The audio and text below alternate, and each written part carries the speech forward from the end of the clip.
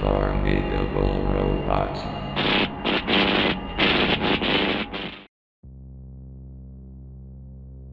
I want to begin by saying that I am a huge fan of the British television series, Doctor Who.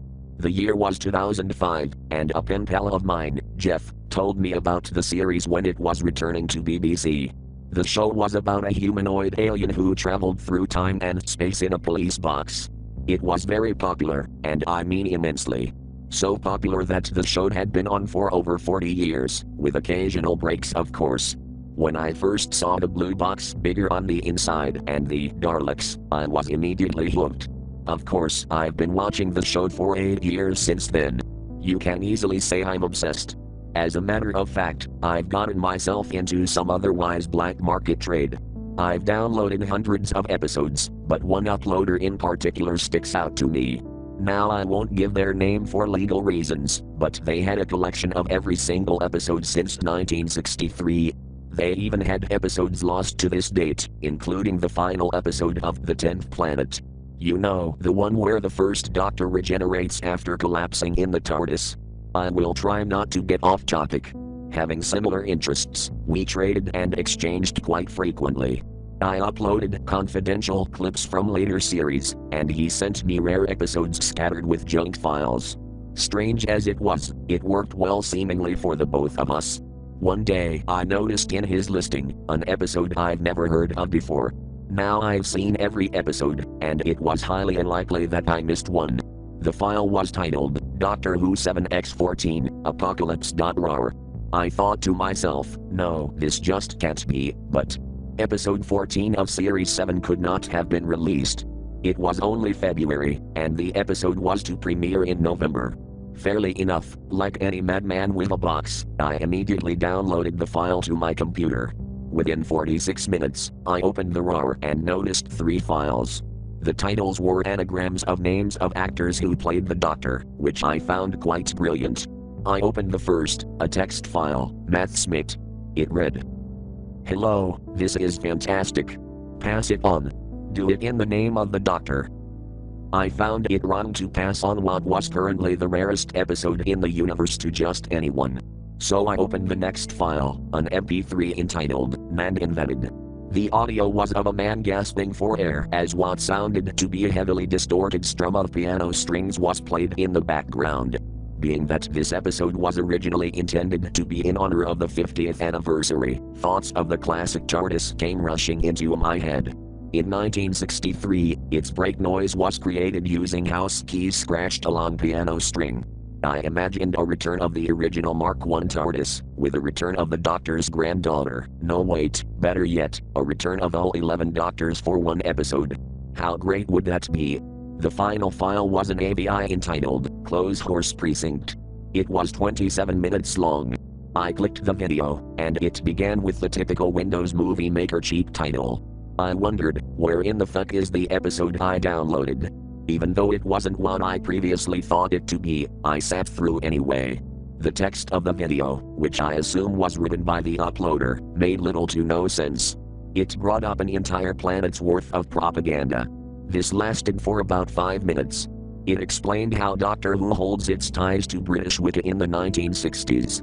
By taking influence from episodes of this time, a whole new evil exists in its writing that was abandoned long ago. Every monster, every galaxy, every companion, all manifestations of satanic symbolism. Let's just say I was irate. How could they go against my favorite show, the greatest science fiction show ever created, the longest lasting in history? The video went on to discuss how the 50th anniversary script was leaked. The plot was to be the end of Doctor Who, the final episode that would create pandemonium, the end of time. The plot was also to involve Clara, the Doctor's latest companion, and how she came to be the Impossible Girl. As even the latest Whovian would know, she is the girl twice dead. A living breathing paradox. At one point, she was even a Dalek in an asylum. If you've watched series 1 to 4 at least 5 times each, you'd also remember Rose Tyler and the 10th Doctor, who were both to return for this particular episode. For now, let's begin with former companion, Rose Tyler. In the episode Dalek of Series 1, Rose accidentally revives the last living Dalek with the touch of her hand in future 2012. For the record, late 2012 is when Clara first made an appearance in Doctor Who. What sickened me was the mention that this genetic transfer impregnated the Dalek. Even worse is that according to the text, this was discovered by the Metacrisis Doctor, a human clone of the 10th whom was to grow old with Rose in a parallel universe. The script states for his actor, David Tennant, to be in utter shock and disgust. A Time Lord could not handle his love being with the most foul wretched alien of his world. A human could not handle this, let alone Time Lord knowledge. At this point there is to be no sound, except for him screaming similar to scenes in the series 2 final Doomsday as his head implodes. This, according to liner notes, will use similar CGI to that of some newly animated Lost episodes. I could not stand for one word of what I was reading. 4 years ago, I had to watch my favorite Doctor go, but never will I again. Unfortunately this makes a lot of sense in canon. How else could Clara be a Dalek and a human? Why else do roses appear with her constantly? How could she be spread throughout all of time and space unless her biological parents were a time traveler and a mutant? The 11th Doctor asks if this is true, and Rose is just emotionless. Clara is now said to be crying, having eyes similar to Rose's in the episode Bad Wolf. She then absorbs the energy of the TARDIS. If she already contains DNA traces in the first place, she is thus creating a paradox using all of time and space.